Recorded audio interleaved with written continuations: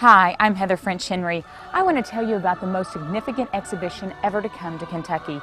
It's called Ink and Blood, Dead Sea Scrolls to the English Bible.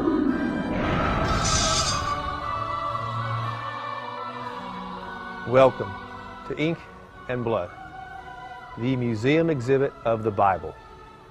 We've chosen a provocative name, Ink and Blood. The ink refers to the diligence of scribes and printers who through the centuries have copied and preserved these ancient writings. The blood refers to the many who actually gave their lives so that you and I could read a Bible in our own language. It's a remarkable story and an extraordinary exhibit. I believe you'll enjoy your experience.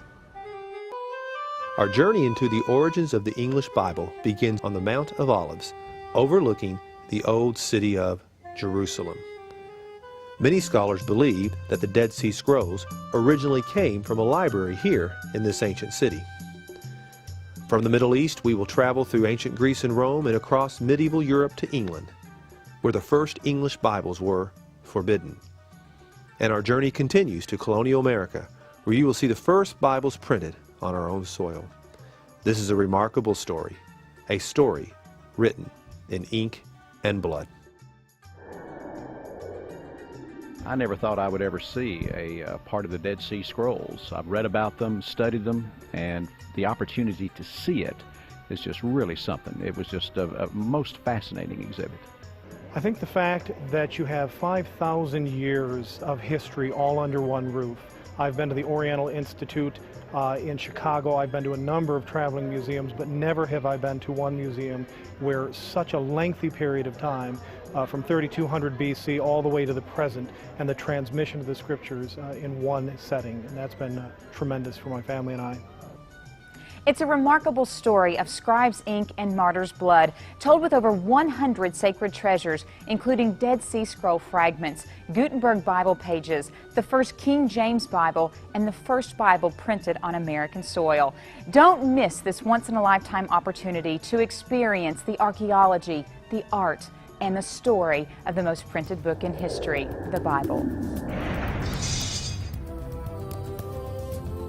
I'm a history major, and I've loved history for a long time.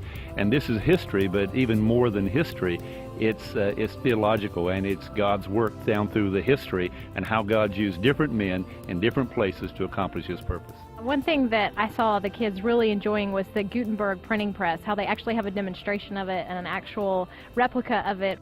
Gutenberg's printing press is the greatest invention of the last millennium. Printing began the education of common people. Come see these pages from the first book ever printed, Gutenberg's Bible. Not only can you see them this summer, but you can also reprint them in the Gutenberg Gallery, which is one part of the exhibition called Ink and Blood, Dead Sea Scrolls to the English Bible. When we pull the bar, it takes about 80 pounds of pressure to put 2,000 pounds of pressure down. Now, hopefully, we've printed a nice copy. And this is what every printer hopes to get, a good, clean print.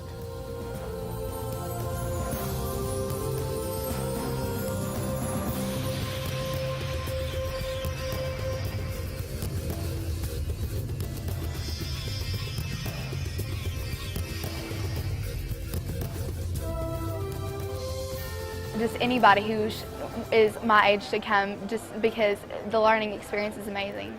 Because of the video at first and all the different multimedia, it made me think more about it and made it seem more real to me.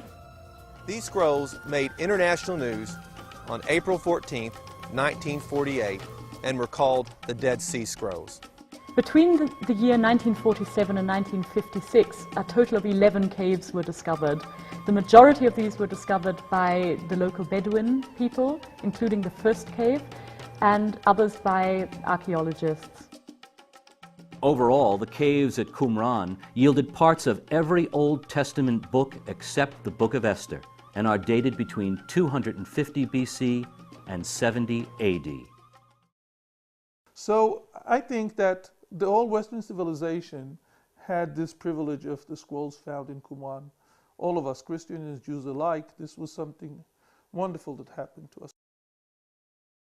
Now, heresy means even owning something in English, which means that anybody who is suspected in any way of heresy can be handed over to the state to be burned alive. Incidentally, may I throw in the fact that if you are burned alive, it may take you several days to die. The form of death that we just say, oh, he was martyred, but we forget 48 or 72 hours of agony.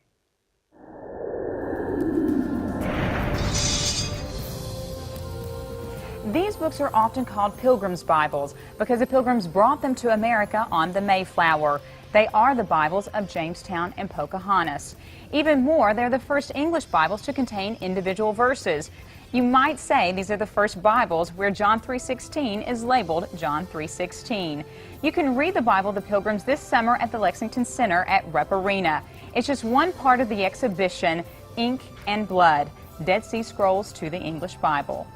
I am David Daniel, speaking to you from the University of Oxford in England. I write a great deal about the English Bible, and I want to say how wonderful it is that here in this city you're going to be able to see this extraordinary collection of English Bibles and other documents, rarely ever together in one city. Ink and Blood, the largest, most comprehensive museum exhibition ever on the Bible. For tickets, call 1-877-33-BIBLE or visit inkandblood.com.